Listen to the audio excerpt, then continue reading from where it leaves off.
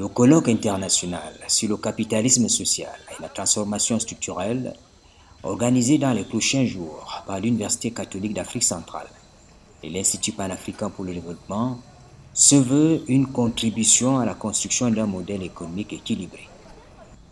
On l'a très bien compris en écoutant les intervenants à la rencontre avec la presse au campus des Kounou, en prélude aux assises. L'enjeu de ce colloque est de pouvoir mobiliser une réflexion autour des compétences nécessaires pour une transformation économique de nos États et surtout les États de l'Afrique centrale et le Cameroun, mais aussi envisager la possibilité de mettre en place un ensemble d'outils de financement des économies. Parce qu'en fait, aujourd'hui, on parle du capitalisme social. Le capitalisme social est principalement basé sur le citoyen qui devient aujourd'hui le pourvoyeur de fonds à la fois pour l'entreprise, par l'actionnariat et pour les États, par les emprunts directs que l'État opère au niveau de l'économie. Mais aussi, enfin, véritablement construire un modèle économique, un modèle financier et un modèle de marché qui soit propre à nos États, qui est supporté par une structure de financement robuste, interne et permettant à nos économies de pouvoir émerger à court terme.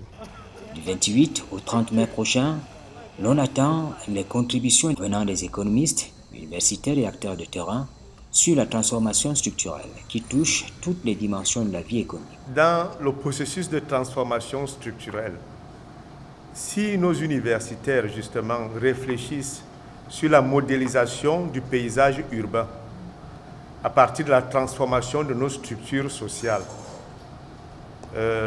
vous voyez bien tous les enjeux aujourd'hui et des ordures et des mototaxis, etc. Comment on peut en faire des leviers de transformation de nos paysages?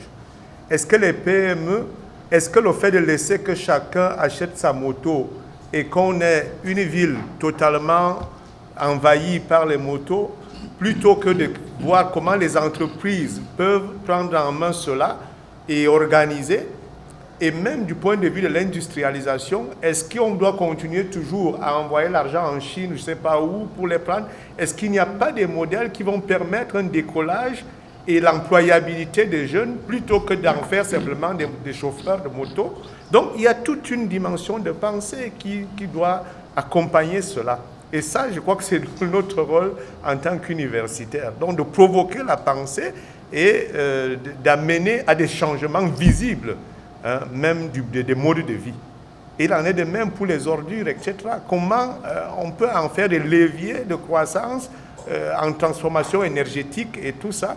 Donc, c'est des champs qui sont là et qui provoquent et qui doivent nous amener à nous étonner.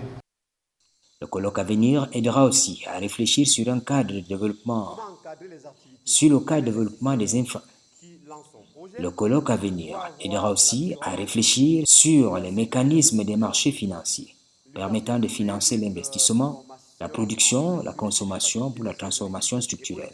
Il y a l'Allemagne qui, après la Deuxième Guerre mondiale, a développé le Raiffeisen Bank, banque du village, qui dit collectons l'argent ici dans ce village pour nous financer. Ne dépendons plus des capitalistes. Et ce monsieur Raiffeisen a dit, dans le village, nous faisons cela. Et monsieur Schulz-Delitzsch, dans les villes, dit, non, on ne va pas aller au village là-bas. Nous allons aussi dans les bidonvilles rassembler de l'argent pour pouvoir financer nos activités. C'est ça qui a fait les banques populaires allemandes. Ils appellent Volksbank. Et au Cameroun, au début des années 60, les tontines étaient les affaires de Bamileke. Mais je ne connais pas un groupe ethnique camerounais aujourd'hui qui ne fait pas de tontines. Donc c'est devenu un moyen de financement. Et vous avez des entreprises qui ont été lancées grâce aux tontines. C'est tout simplement que contrairement à l'Allemagne et au Canada, où on a modernisé cette approche traditionnelle, on a semblé ignorer l'existence de ces tontines qui pourtant sont là. Et à côté de ça, vous savez comment l'Église catholique a fait pour les coopératives d'épargne et crédit au Cameroun, les caisses populaires, comme vous ne pouvez dire le vrai nom, ce que ça a donné. Et nous pensons que le développement des sources de financement va commencer par là. Parce qu'en réalité, au lieu de dire où est l'argent pour travailler, on dit d'abord on va faire quoi avant de chercher de l'argent pour le faire. À cette conférence de presse, on a bien indiqué la vie des économies repose sur la structure de production. Et on y voit ici les PME qui portent les projets de transformation. La transformation, c'est l'industrialisation. Et le deuxième levier, c'est la structure de consommation. Lorsqu'on fait du pain avec la farine de blé, ou alors lorsqu'on fait du pain avec la farine de manioc, il n'y a pas une très grande différence. Mais pourtant, il faut sensibiliser justement cette consommation intermédiaire-là.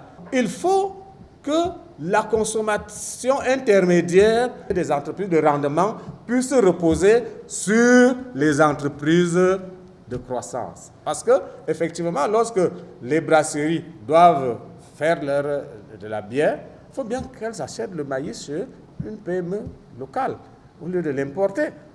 Et bien entendu, le dernier levier, c'est le levier du financement. Il faut pouvoir mobiliser les financements endogènes. Je ne vais pas revenir dessus parce qu'en fait, nous avons des modèles propres qui ne sont pas développés. Et il faut tout simplement que les actes du colloque que nous souhaitons produire et que nous souhaitons présenter aux différentes institutions communautaires de la CEMAP et même aux différents gouvernements puissent permettre à ce que la transformation structurelle devienne une réalité. L'une des questions pertinentes à aborder porte sur le développement des compétences et métiers de la finance pour la transformation structurelle des économies. On compte ici sur l'apport des institutions de formation telles que l'Université catholique d'Afrique centrale. Nous sommes justement suffisamment attentifs à l'évolution de la société et on doit s'arrimer et produire ou proposer pas seulement des pièces de rechange, des individus par rapport aux besoins, mais également des individus qui peuvent penser cette transformation de la société. Donc à l'UCAD, il ne s'agit pas de former des pièces de rechange, il s'agit de former des individus qui peuvent penser la société dans laquelle ils doivent évoluer. Alors, comment ça se passe techniquement en termes de mécanique? Nous avons une approche classique, approche APC, par les compétences, par rapport aux besoins. Mais cette approche classique-là, elle est combinée et dotée d'une forte participation des professionnels pour garantir effectivement l'efficacité ou la compétence de ceux qui sortent de l'université. Vous avez au moins 75% des formateurs ici qui sont des professionnels et qui participent à la définition des curricula. Dans le domaine de la finance, ça je suis le directeur du Master Banque et Finance, nous avons, il y a 2 années, revu les programmes de formation en intégrant la dimension finance de marché, la dimension bourse de valeur. Et d'ailleurs, j'ai eu l'honneur d'inviter l'actuel directeur de la BVMAC, le docteur Magantolo, qui est venu nous accompagner sur la programmation des enseignements portant sur la bourse de valeur. Il disait que sa priorité numéro 1, c'est d'abord la formation, l'éducation financière. Les gens ne savent pas à quoi renvoie la bourse de valeur. Alors, sur le plan social, et même j'allais dire éthique, l'UCAC, dans toutes ses formations, intègre, je crois, l'enseignement social de l'Église. Même les gestionnaires, ceux qui font finance, ici à Ekounou, ont un cours sur l'enseignement social de l'Église et un cours sur l'éthique. Pour être plus concret, nous avons un incubateur, et je crois même qu'il a précédé la vision actuelle de la réforme universitaire sur l'étudiant entrepreneur et l'université entreprise, qui sont, vous le savez bien, n'est-ce pas, les grandes orientations aujourd'hui. À l'heure où nous parlons, nous sommes en train de mettre sur pied une grande ferme qui va produire des milliers, peut-être des dizaines de milliers de poulets et de bien d'autres choses. Hein, un peu dans l'implémentation d'autres formes qui se passent déjà au Bénin, modèle Songhai et tout ça.